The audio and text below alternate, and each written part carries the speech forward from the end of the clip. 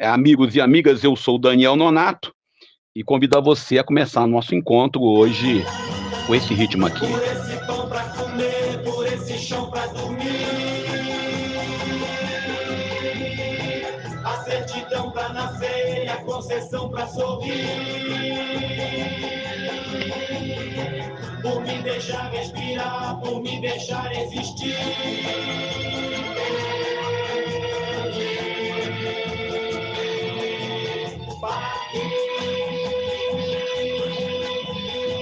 Pela cachaça de graça que a gente tem que engolir, pela fumaça desgraça que a gente tem que tossir. Muito bem, iniciamos o encontro de hoje com construção bem na metade, quase no final já. A música é um carecente de Chico Buarque, né? E a gente entra nela porque o evangelho de hoje, João capítulo 6, versículo 35 ao 40.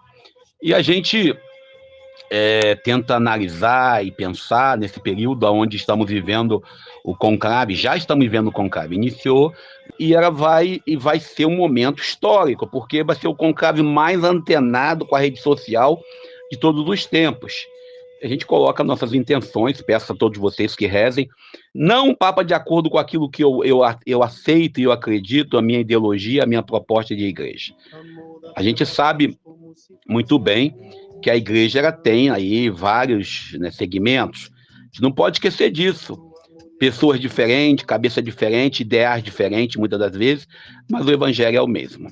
E a gente inicia, então, hoje, pela manhã, já em oração, né? Agora a gente bota na mão de Deus para que Deus possa conduzir da melhor maneira essa igreja que já tem mais de 2000 anos. Mas a gente olhando para essa história, a gente viu aí ontem, né, o Flávio Bolsonaro dizendo que não tem nada a ver esse negócio aí de intervenção, de bronca. O Flávio Bolsonaro falou isso, pesquisa lá, você que é bolsonarista lá, Flávio, dizendo que isso é invenção da imprensa.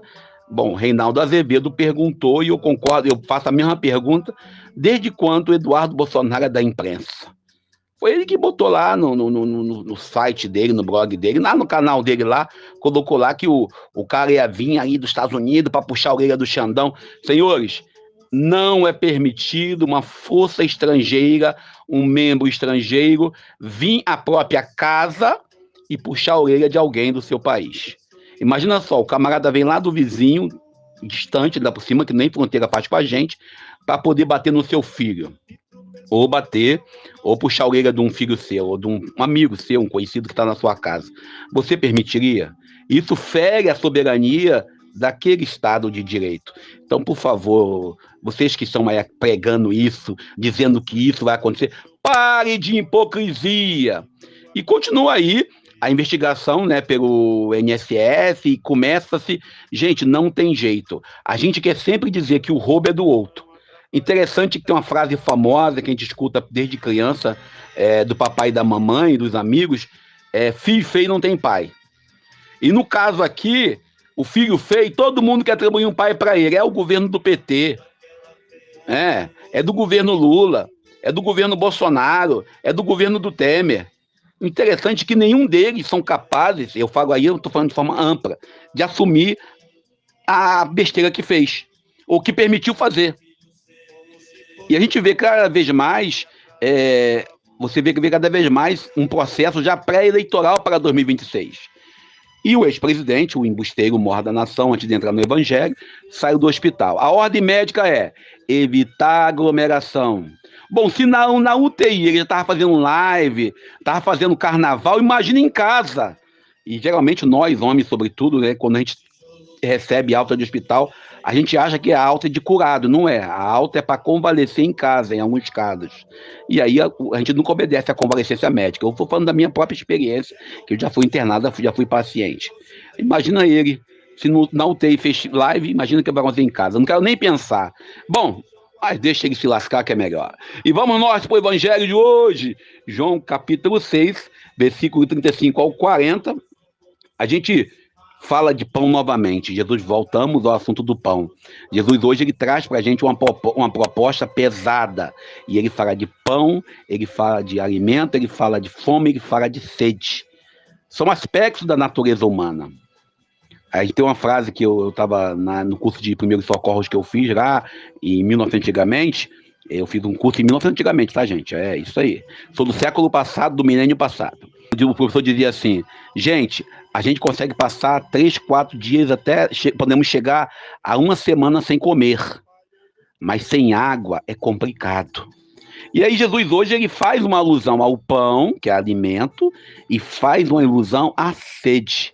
E hoje, né, a busca de pão assume uma complexa situação em um cenário marcado numa sociedade cada vez mais tendo o desemprego estrutural, tendo a realidade da falta de alimento, a religião, a igreja, a fé sendo usada como instrumento para, vamos dizer assim, para dominação, literalmente. E a gente vê claramente aqui que Jesus, quando fala de pão, ele fala numa perspectiva libertadora. Por isso que ele fala, olha, aqueles que vêm até a mim eu não vou recusar. Mas cada um vai a um Jesus que lhe interessa. Essa é a parte chata.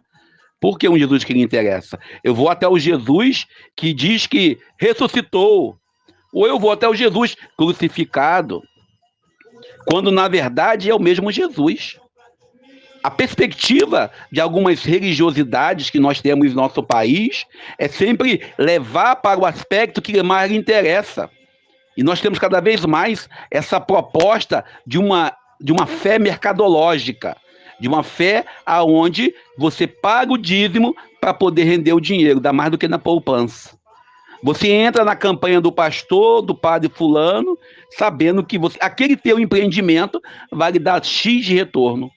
Quando Jesus faz a proposta da simplicidade. Cada vez mais nós confundimos a fé espiritual com a fé material, envolvendo numa teologia de domínio, envolvendo numa teologia de prosperidade. Hoje, a busca pelo pão ela é muito forte. E você vê, a gente, eu falo também me submeto, se submete à uberização. Ah, não sou Uber. E aí a pessoa fala isso, dei 5 mil por mês, mas vai ver o gasto que ele tem para ganhar esses 5 mil. O gasto com a família, não está em casa para ficar com os filhos, não está com a esposa. Um dia eu falava isso com um amigo de trabalho. Falei, não adianta você trabalhar, receber milhões e milhares de reais, se você não tem como curtir tua esposa, teu filho, teus netos, seus amigos. Esse é o grande problema. Mas não, você está com a conta cheia. É a satisfação em ver que na sua conta tem 30, 40 mil. E aí? E a sua paz? E a sua tranquilidade? E a alegria de estar, a alegria do encontro, como diz lá Papa Francisco na Fratelli Tutti? A gente tem que entender claramente que hoje a gente vê 3 fatores preocupantes na sociedade na busca do pão, que é a uberização, o subemprego e a pejotização.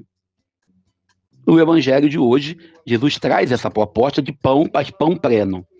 Que nós possamos viver essa plenitude, nessa polarização ideológica, cada um tem a resposta para isso, e que possamos, de um jeito ou de outro, buscar o pão. E aí a Helder Câmara nos ajuda a refletir, né? Ele dizia que se ajuda os pobres, me chamam de santo. Se perguntam por que são pobres, me chamam de comunista. Que possamos nós responder essa pergunta hoje e sempre. Que possamos ter uma fé inserida no meio do povo, não distante lá no céu, apenas com pão espiritual. Deus nos abençoe e nos ajude. Eu sou Daniel Nonato. Bebeu e soluçou como se fosse um náufrago, dançou e gargalhou como se ouvisse música. E tropeçou no céu como se fosse um bêbado. E flutuou no ar como se fosse um pássaro. E se acabou no chão feito um pacote flácido. Agonizou no meio do passeio público. Morreu na contramão, atrapalhando o tráfego.